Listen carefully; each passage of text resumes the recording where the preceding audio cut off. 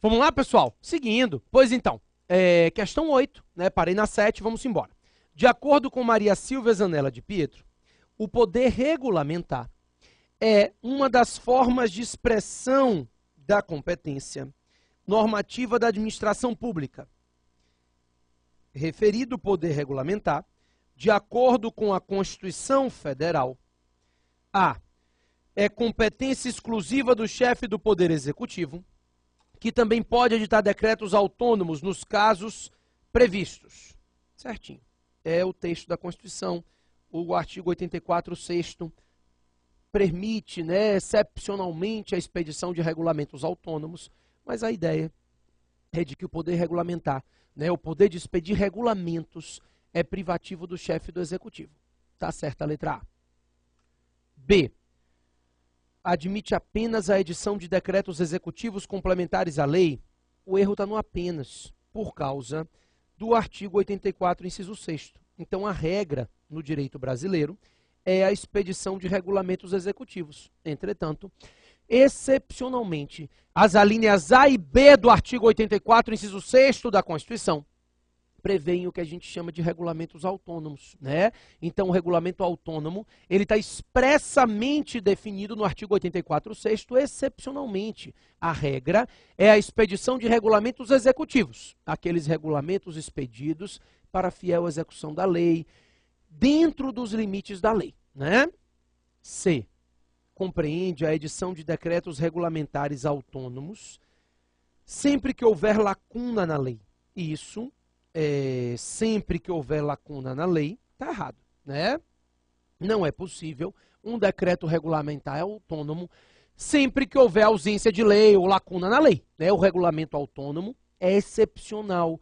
Somente naquelas hipóteses expressamente definidas no artigo 84, 6º, para extinção de cargo público vago ou para tratar da matéria de organização administrativa.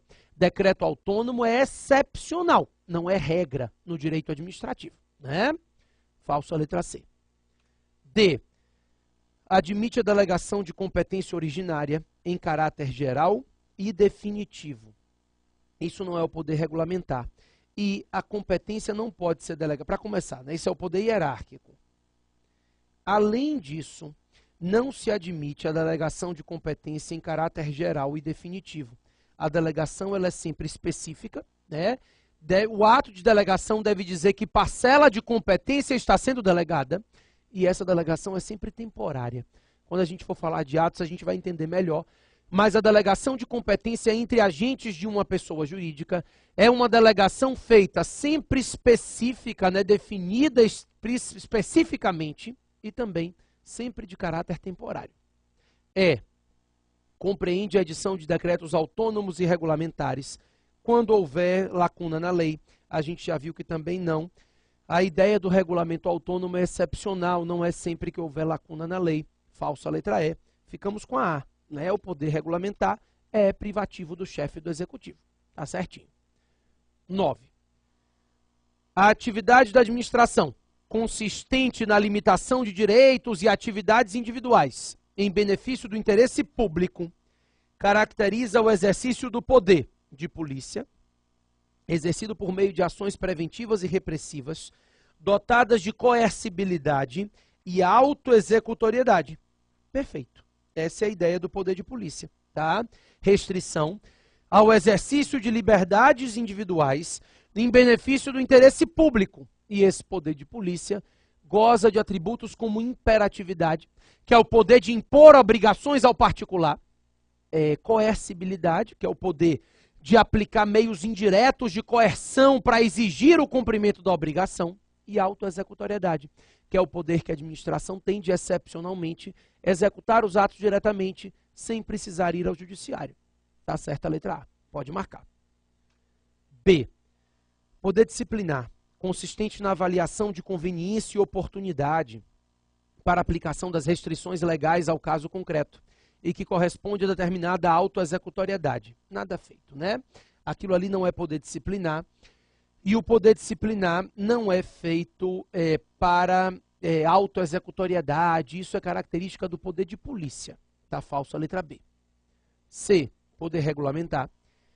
exercido mediante edição de atos normativos para a fiel execução da lei e com a prática de atos concretos dotados de autoexecutoriedade. Novamente, essa parte aqui, de atos concretos dotados de autoexecutoriedade, não são características do poder regulamentar. O poder regulamentar é o poder na expedição de regulamentos, normas gerais e abstratas, somente para a fiel execução da lei.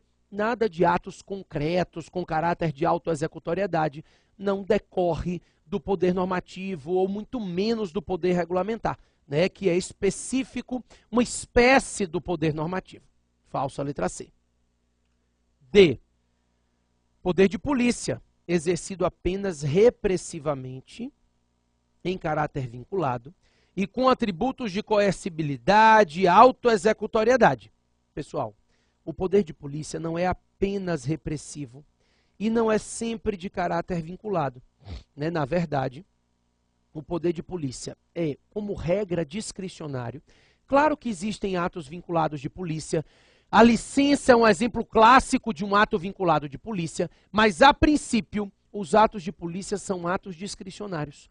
O poder de polícia tem como característica a discricionariedade. A discricionariedade é uma característica básica do poder de polícia.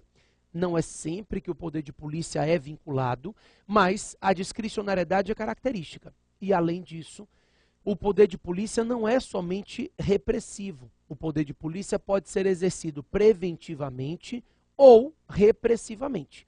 Então, o poder de polícia se manifesta preventivamente como uma autorização, uma licença, ou repressivamente, como um embargo de obra, uma multa. Então, está falsa a letra D também. Poder disciplinar, exercido com vistas à aplicação da lei ao caso concreto, dotado de coercibilidade e autoexecutoriedade.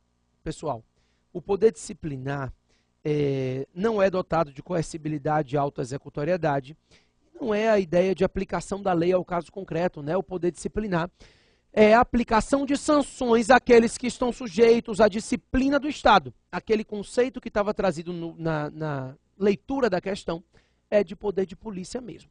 Ficamos com a letra A nessa questão 9. Vamos para 10? Vamos lá. A interdição de estabelecimento comercial privado por autoridade administrativa constitui exemplo do poder de polícia. Aqui, o estabelecimento comercial privado, ele não está sujeito a nenhum vínculo especial com o Estado. A administração fecha esse estabelecimento, por quê? Porque ele não está respeitando normas gerais, seja de vigilância sanitária, seja de atendimento à função social, não sei. O que importa é que, dentro dos limites da lei, o Estado restringe o exercício de uma liberdade individual, que é a liberdade profissional. Então, quando ele fecha o estabelecimento comercial, ele está na busca do interesse público e nos limites da lei, restringindo o exercício de liberdades individuais para a garantia do interesse público. Isso é poder de polícia. Pode marcar a 10 como letra E. Vamos lá, tenho mais duas ainda. A 11.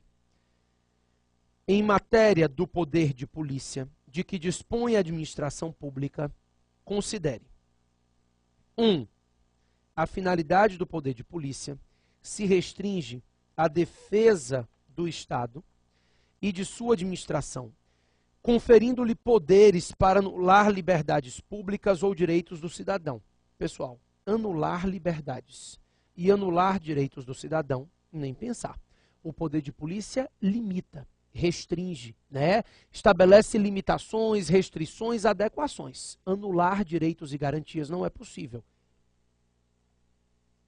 Então, o poder de polícia realmente busca a defesa da administração pública, o interesse público, mas não anulando direitos, não anulando liberdades individuais ou direitos do cidadão. Falsa a primeira. 2. O poder de polícia tem atributos específicos, peculiares. E tais são a discricionariedade, a autoexecutoriedade e a coercibilidade, mas passíveis de controle em geral. Certinho. O poder de polícia tem como característica a discricionariedade. Como eu te falei, a discricionariedade é um atributo, é uma característica. Se a prova lhe disser que o poder de polícia é sempre discricionário, não marque não. Mas se ela lhe disser que a discricionariedade é característica, atributo do poder de polícia, como está escrito aqui? Pode marcar. Também coercibilidade, autoexecutoriedade são atributos do poder de polícia. Está certinho a 2, sem problema nenhum.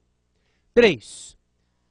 No poder de polícia originário e no delegado, observa-se que o primeiro é pleno no seu exercício e consectário, ao passo que o segundo é limitado nos termos da delegação e se caracteriza por atos de execução. Certinho. Só é possível a delegação dos atos de execução.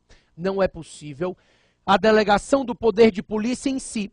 Somente os atos materiais de execução das atividades de polícia podem ser delegados a particulares. Foi aquilo que eu já tinha dito a vocês.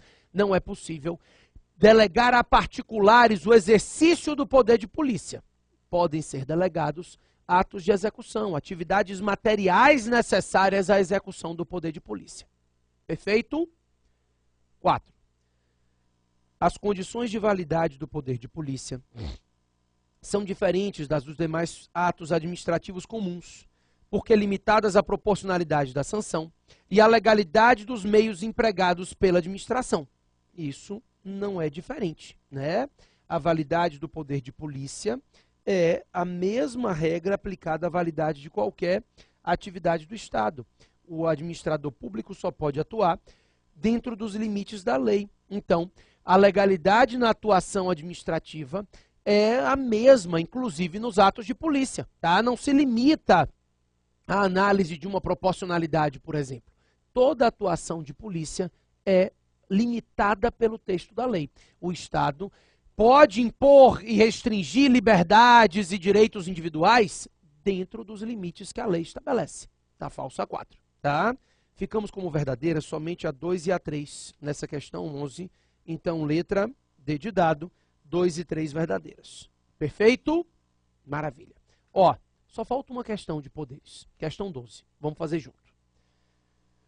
Considerando que sejam atributos do poder de polícia a discricionariedade, a coercibilidade e a autoexecutoriedade, da qual são desdobramentos a exigibilidade e a executoriedade, é correto afirmar que a discricionariedade está presente em todos os atos emanados do poder de polícia. Isso eu já lhe disse que não é verdade. Já lhe disse que todo está errado, porque a doutrina moderna admite atos vinculados de polícia, como é o caso da licença. Então, a discricionariedade é uma característica, é a regra do poder de polícia, mas não está presente em todos os atos de polícia. Falsa letra A. B. A exigibilidade compreende a necessidade de provocação judicial para a adoção de medidas de polícia. Não, não é isso.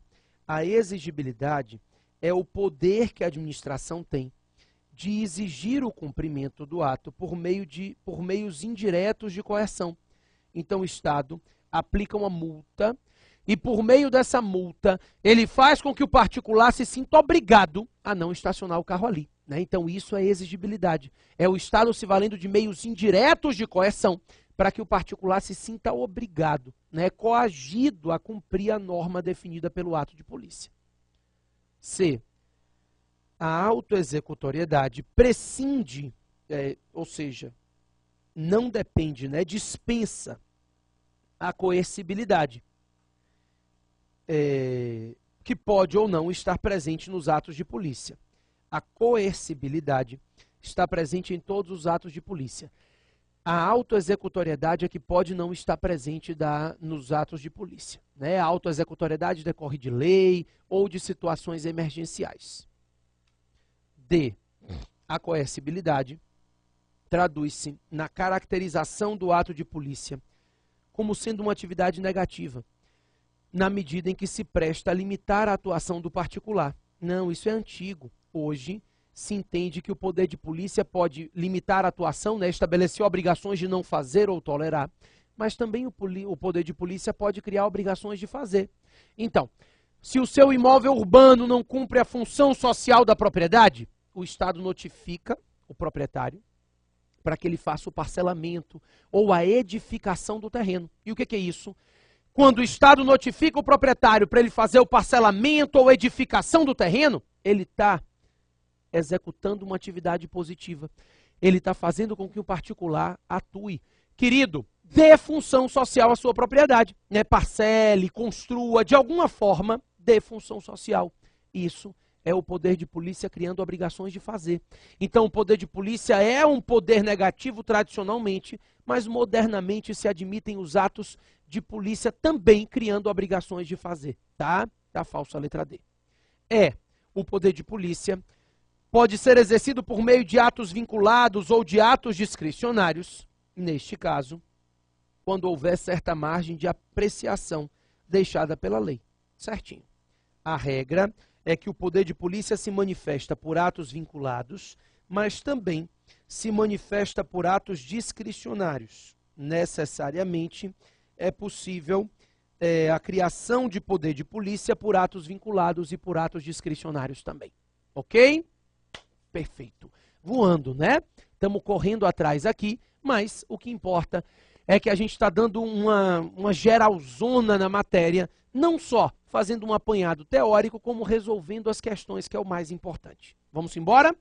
Pessoal, o terceiro ponto que eu tenho para conversar com vocês hoje é organização administrativa.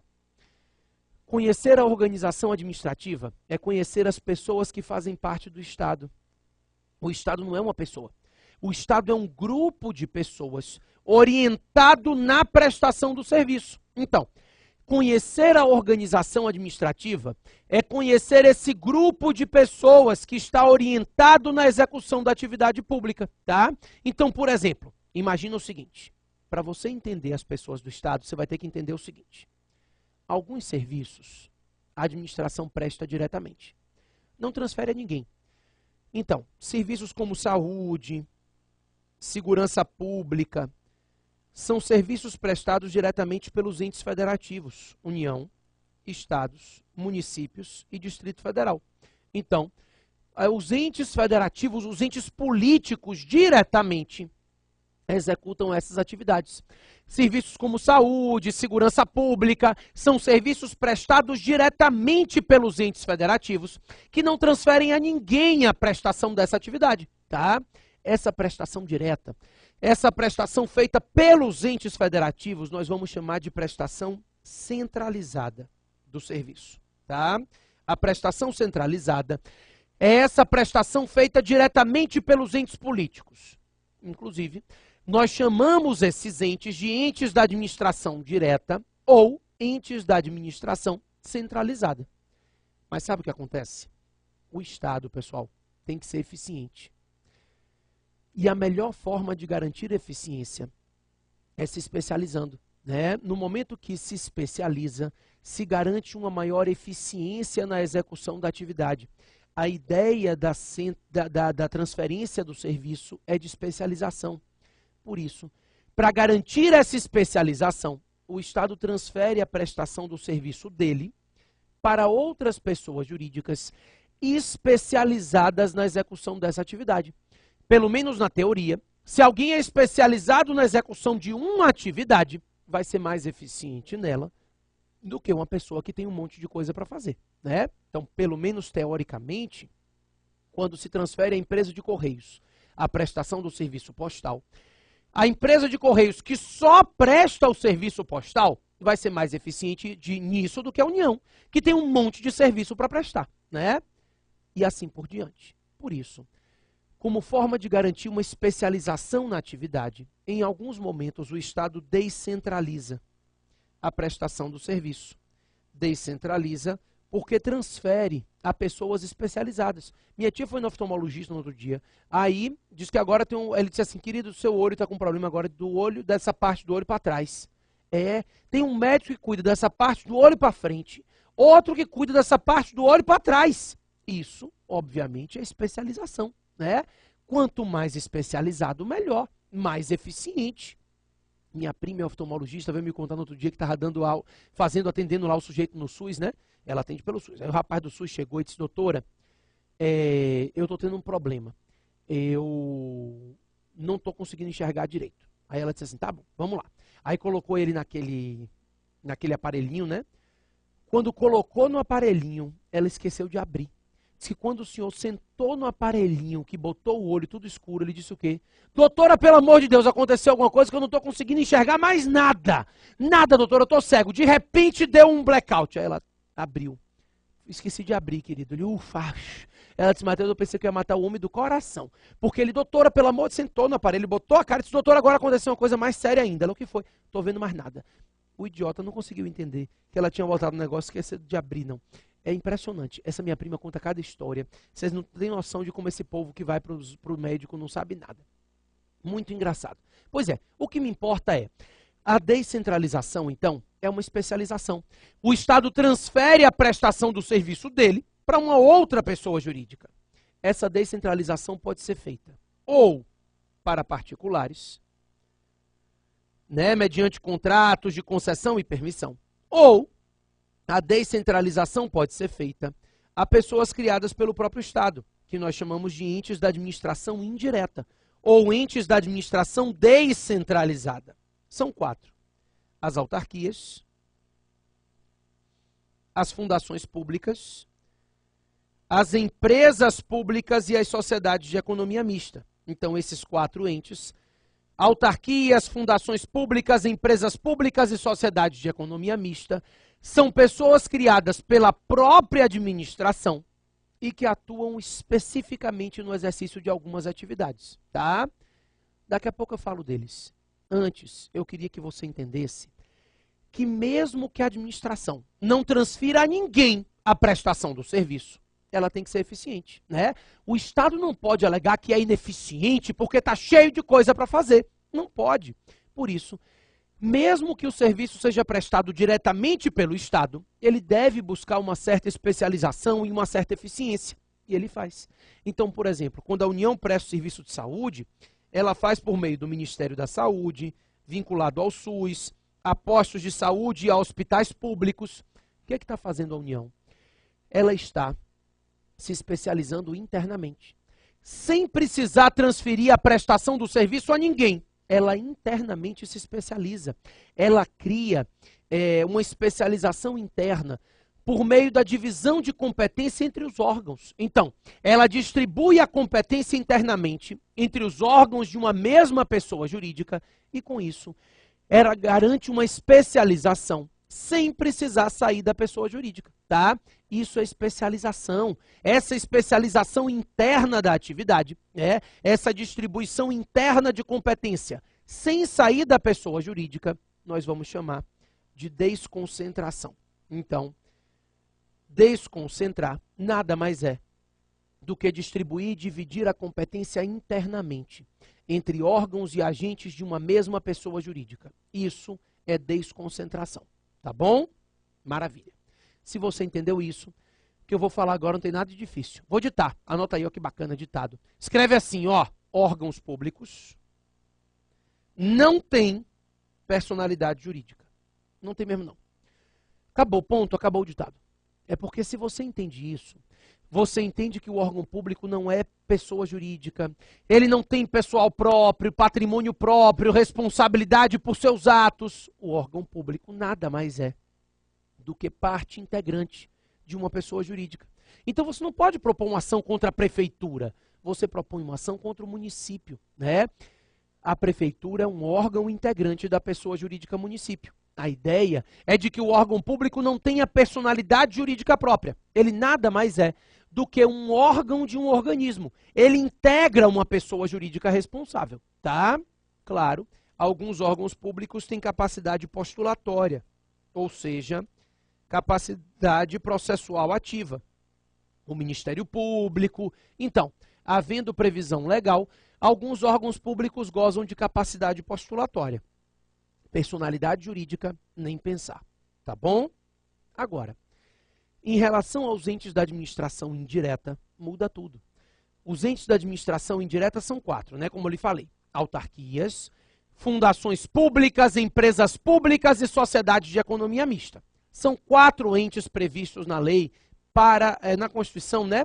Para receberem serviços públicos por descentralização. Antes da gente falar de cada um deles, eu vou depois tentar falar rapidinho de cada um. Antes, eu quero que você anote 4 regras que valem para todos os entes da administração indireta, tá? Anota aí. A primeira regra é que os entes da administração indireta têm personalidade jurídica própria. Então, é o oposto do que a gente falou para órgãos. Os entes da administração indireta são pessoas jurídicas, titulares de direitos e obrigações, responsáveis por seus atos, com pessoal, patrimônio próprio. Eles são pessoas jurídicas. Eles não se confundem com os entes da administração direta que os criou, né? Então, se você resolve propor uma ação contra o INSS, que é uma autarquia, a sua ação não é contra a União, é contra o próprio INSS. Ele tem personalidade jurídica, responsabilidade, pessoal, patrimônio próprios, tá? Agora, a criação dessas entidades depende de lei. Decore a Constituição. A Constituição diz assim, ó, lei específica cria as autarquias e a lei específica autoriza a criação das fundações públicas, empresas públicas e sociedades de economia mista, tá? Então, as autarquias são criadas por lei, as fundações públicas, empresas públicas e sociedades de economia mista são autorizadas por lei. Essa é a diferença. Quando a lei cria, não precisa registrar. Quando a lei autoriza a criação se dá com o registro. Então, a lei específica cria as autarquias e autoriza a criação dos outros entes. E, pessoal, essa própria lei já define qual é a finalidade da pessoa jurídica que está sendo criada. Esse é o terceiro ponto, né? A pessoa jurídica é criada com uma finalidade pública definida na própria lei específica da entidade. Por fim, pessoal, quero que você saiba que esse ente da administração indireta fica sujeito a um controle que é exercido pelos entes da administração direta, tá? Esse controle a gente pode chamar de controle finalístico. Por quê? O que o ente da administração direta faz é controlar se o ente da administração indireta está cumprindo a finalidade para a qual ele foi criado. Então, o controle é finalístico, é um controle de finalidade. É analisar se o ente da administração indireta, cumpre a finalidade definida em lei. Você pode chamar de controle finalístico, de tutela administrativa, de vinculação ou de supervisão ministerial. Tudo sinônimo, tá?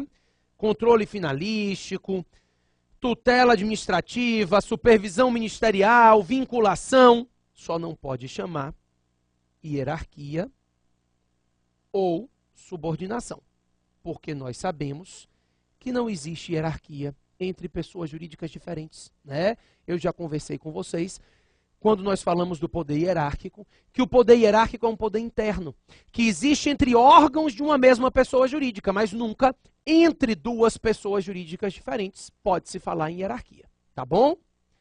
Eu vou voltar daqui a 1 minuto para falar dos entes da administração indireta, cada um deles. Antes, eu queria aproveitar esse finalzinho de bloco que eu tenho para lhe pedir 2 coisas. Primeiro, curta minha página no Facebook. Eu acho que eu falei isso já nas aulas de processo administrativo, mas eu vou falar aqui de novo. A minha página do Facebook é Professor Matheus Carvalho, tá? É só curtir a página. Não procure no meu perfil Matheus Carvalho, porque ele está lotado, cheio de amigos. Eu já tenho 1 milhão de amigos, não é mais do que o Roberto Carlos. Então, basta ir na página e curtir Professor Matheus Carvalho, você tem acesso a tudo que eu vou postando lá, tá bom? A segunda coisa é que eu indiquei para vocês uma isolada. Você entra no site do SES, na parte de isoladas, depois procura isoladas diversas, e se eu não me engano, na 3ª página, lá na última página, você vai encontrar a isolada completa de Direito Administrativo 2013, tá? Essa isolada completa tem a matéria inteira, incluindo o processo administrativo, incluindo 8.112 e incluindo a parte de Direito Administrativo. Então, a isolada esgota tudo, tanto da parte específica quanto da parte geral, que diga respeito a Direito Administrativo.